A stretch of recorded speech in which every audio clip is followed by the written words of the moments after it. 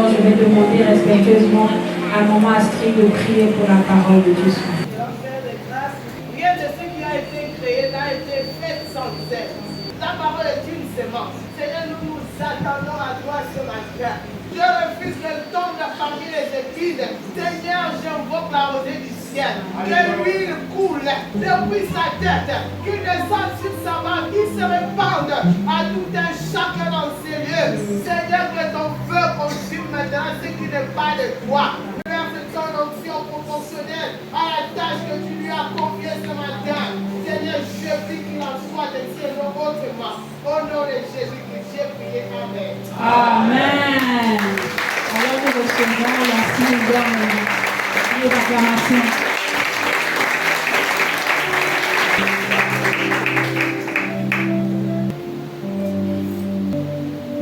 J'étais condamnée à cause de mes fautes. Il a payé pour ma cause. Il a pris ma place et il s'est donné pour moi. Emmanuel, Emmanuel est toujours présent. J'étais condamnée à cause de mes fautes. À cause de mes fautes. Emma est venu, il a payé pour ma cause. Il a pris ma place et il s'est donné pour moi. Emmanuel est toujours présent. J'étais condamnée à cause de mes fautes. Emma est venu, il a payé pour ma cause.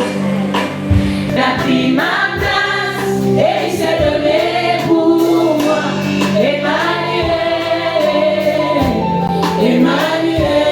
est toujours présent.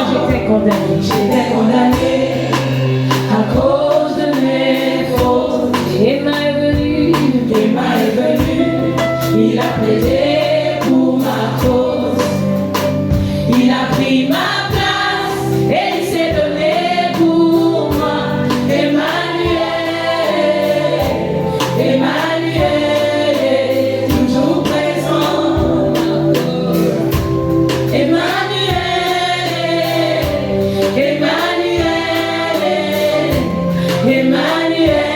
est toujours présent.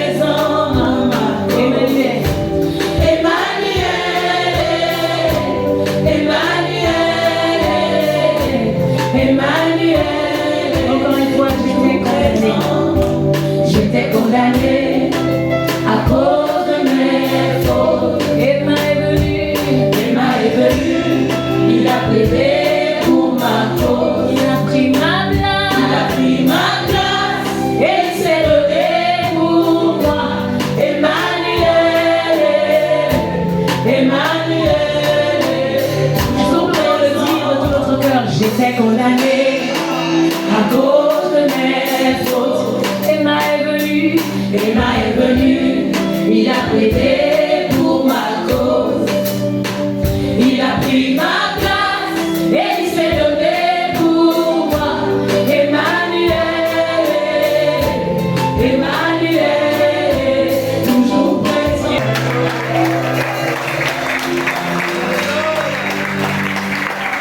Bonjour à tous. Soyons bienvenus dans la présence de Dieu. Ouvrons nos Bibles dans Matthieu 26. Le thème de ce matin, c'est « Qui suis-je » Nous sommes partis du verset 14. Alors l'un des 12, celui qui s'appelait Judas Iscariot, se rendit auprès des chefs des prêtres pour leur demander « Si je me charge de vous livrer Jésus, quelle somme vous donnerez-vous » Il lui versait 30 pièces d'argent. À partir de ce moment-là, il cherchait une occasion favorable pour leur livrer Jésus. Je vais lire 47 à 50. Il n'avait pas fini de parler que Judas, l'un des 12, survint, accompagné d'une troupe nombreuse armée d'épées et de gourdins. Cette troupe était envoyée par les chefs des prêtres et les responsables du peuple. Le traître avait convenu avec eux d'un signe en disant « Celui que j'embrasserai, celui, saisissez-vous le lui. » Aussitôt, 49, Il se dirigea vers Jésus et lui dit « Bonsoir, maître ». Et il l'embrassa. Verset 50, « Mon ami, lui dit Jésus, ce que tu es venu faire ici, fais-le. » Alors les autres s'avancèrent et mettant la main sur Jésus, ils se saisirent de lui. Je voudrais nous parler de 3 disciples particuliers qui ont vécu avec Jésus, qui ont accompagné Jésus pendant tout le temps de son ministère sur terre. Donc, je commence avec Judas. Avec tout son bagage et tous ses défauts, Jésus l'avait quand même choisi pour faire partie de ses disciples. Sinon, les 12 apôtres. Il est parmi les gens qui ont côtoyé Jésus pendant tout son ministère sur terre. Judas nourrit le projet de trahir son maître. Les miracles, il a vu. Les guérisons, il a vu. Les transformations, il a vu. Les restaurations des familles, il a vu. Les délivrances, il a vu. Les démons chassés, il a vu. Il a vu tellement de choses que même nous ici, nous ne verrons jamais. Judas est le type de disciple, le type de personne, le type de chrétien qui est capable de retourner sa veste à tout moment. C'est-à-dire qu'on peut tout faire à Judas. On peut tout donner à Judas. Mais quand l'occasion de changer, quand l'occasion de se retourner contre son frère, sa soeur se présente, il ne va pas hésiter. Vous vous privez. Vous privez femme et enfants pour la personne. Mais à la moindre occasion, elle se retourne contre vous. Donc, le genre de Judas, il y en a au milieu de nous, il y en a dans la famille chrétienne, il y en a aussi dans nos familles, il y en a dans nos sociétés, il y en a dans nos quartiers, il y en a presque partout où nous sommes. Pour un gain temporaire, cette personne est capable de rompre une relation éternelle, de briser une famille, d'empoisonner un comité, un département, une église, une famille entière, une nation. Alors, quand Judas vient arrêter Jésus, quand Judas vient, je vais dire, trahir et embrasser Jésus, je me pose une question. Jésus dit, mon ami, fais ce que tu as fait. Parce que la nature de Jésus ne change pas à cause de ce que nous faisons. Ne changeons pas à cause de ce que les hommes font du mal. Restons fidèles à Jésus. La Bible dit, ne soyons pas de ceux qui abandonnent nos assemblées. Sauf si on est venu ici suivre un homme. D'accord. Si l'homme te déçoit, quitte. Parce que ce moment, tu es venu suivre l'homme. Tu es venu suivre un frère, une soeur. Donc comme la soeur t'a déçu, quitte l'assemblée. Ok. Mais si c'est Dieu qui t'a amené ici, Jésus nous appelle à rester fidèles à lui. À quoi servira à un homme de gagner de l'argent si personne n'a? Le premier milliardaire de la terre, je crois, si je ne me trompe pas trop, c'est un certain Rockefeller. Il n'est pas mort avec ses biens. Donc, ne perdons pas un bien éternel à cause d'un bien temporaire. Le deuxième type de personne que nous allons voir, c'est Pierre. Allons-y dans Matthieu 16. Simon-Pierre lui répondit, tu es le Messie, le Fils du Dieu vivant. Verset 17, Jésus lui dit alors, tu es heureux, Simon, fils de Jonas, car ce n'est pas de toi-même que tu as trouvé cela. C'est mon Père céleste qui te l'a révélé. Et moi je te déclare, tu es Pierre. Et sur cette pierre, je bâtirai mon église, contre laquelle la mort elle-même ne pourra rien. Je te donnerai les clés du royaume des cieux. Tout ce que tu interdiras sur la terre sera interdit au ciel, interdit aux yeux de Dieu, et tout ce que tu autoriseras sur la terre sera autorisé aux yeux de Dieu. Matthieu 26, verset 31. On peut commencer même verset 30. Après cela, ils chantèrent les psaumes de la Pâque. Ensuite, ils sortirent pour se rendre au mont des Oliviers. Jésus leur dit alors, cette nuit, ce qui m'arrivera vous ébranlera plus dans votre foi. En effet, il est écrit, je frapperai le berger et les brebis du troupeau seront dispersées. Verset 32. Néanmoins, quand je serai ressuscité, je vous précéderai en Galilée. Pierre prit alors la parole et lui dit, même si tous les autres sont ébranlés à cause de ce qui t'arrivera, moi, je ne le serai pas. Jésus reprit, vraiment, je te l'assure, cette nuit même, avant que le coq ait chanté, tu m'auras renié 3 fois.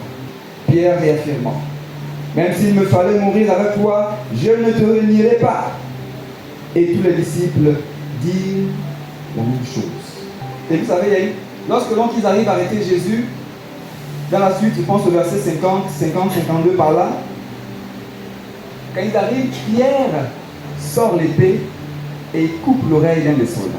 Jésus va lui réprimander et il va dire, celui qui tue par l'épée mourra par l'épée, et donc il va guérir et restaurer l'oreille du soldat. Mais qui est le genre de Pierre? Pierre aussi a marché 3 ans avec Jésus. Pierre aussi a vu Jésus faire des miracles en tout genre. Mais Pierre pense quand même qu'il a besoin d'aider Dieu. Il pense qu'il a besoin de défendre Jésus. Vous voyez donc, tout le temps qu'il marche avec Jésus, il aurait pu se reposer totalement en Christ, comme s'il se disait, on ne sait jamais. Alors, qui est Pierre? Pierre, c'est un homme fougueux, fort, à qui Dieu a donné les choses, non pas les moyens. C'est lui qui annonce que Jésus est le Messie. Mes frères et mes sœurs, Dieu n'a pas besoin de notre aide. Pierre, c'est le genre de personne qui se fie en ses compétences. Comme si Jésus était incapable de les défendre. C'est comme un élève qui étudie et qui se dit, oh, c'est vrai que j'ai étudié, mais on ne sait jamais. Je garde quand même le petit papier là. Peut-être que Dieu ne connaît pas vraiment le cœur de tout le monde. Donc il faut quand même que j'impine la vie de l'autre. Il faut quand même que je fasse le surveillant, le contrôleur, le juge. On a ce genre d'attitude là. On pense qu'il faut aider Dieu. Comme Pierre. On se fie dans ce qu'on connaît. On se fie dans ce que l'on sait faire. Plus que. Et puis on amène ça en plus de Jésus. Mais Jésus va dire à Pierre, range ton épée. Rangeons et laissons Dieu faire. Parce qu'il fallait que Jésus soit arrêté. Parce qu'il fallait qu'il aille à la croix. Humainement parlant, je crois bien faire. Oui. C'est pas chaque fois qu'on sort l'épée que c'est la volonté de Dieu. Amen. Jésus a dit à Pierre, Pierre, range ton épée. Et le troisième et le dernier type de personne que je voudrais vous présenter, c'est Jean. Jean est souvent présenté comme le disciple que Jésus aimait le plus. Et étrangement, les écrits de Jean, quand il dit Jean est le disciple que Jésus aime, c'est souvent dans ses propres épîtres qu'il le dit. C'est dans Jean que c'est écrit. C'est pas dans Marc. Donc il avait une telle relation avec le Maître que pour lui, il est le disciple que Jésus aime le plus. D'ailleurs, c'est à Jean que Jésus dit Fils, voici ta mère. Mère, voici ton fils. Alors, qu'est-ce que Jean symbolise? Jean symbolise la personne qui dépend totalement de Dieu. La personne qui dépend entièrement. Jean 13, 23, 25, la Bible parle de Jean qui s'appuie sur la poitrine de Jésus. Et c'est à cela que Dieu nous appelle. Abandon total. Que l'Éternel bénisse sa parole. Amen.